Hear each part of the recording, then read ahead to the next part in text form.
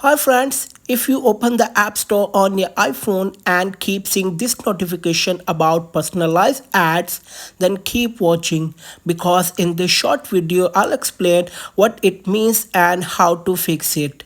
So let's get started without wasting any time. First of all, what are personalized ads? Well, these are ads that are customized based on how you use your iPhone.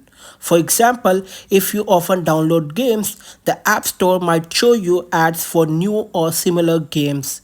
Apple uses some basic info like your app activity, device type, age, gender, and sometimes even your location to show you ads that might be more relevant to you.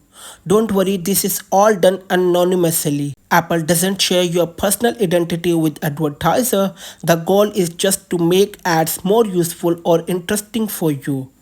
Now the big question, can you turn this off?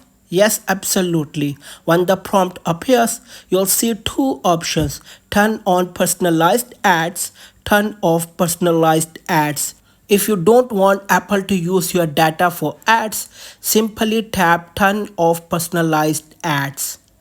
Alright friends, that's all for today. If this video helped you, don't forget to like, share and subscribe to the channel. Thanks for watching.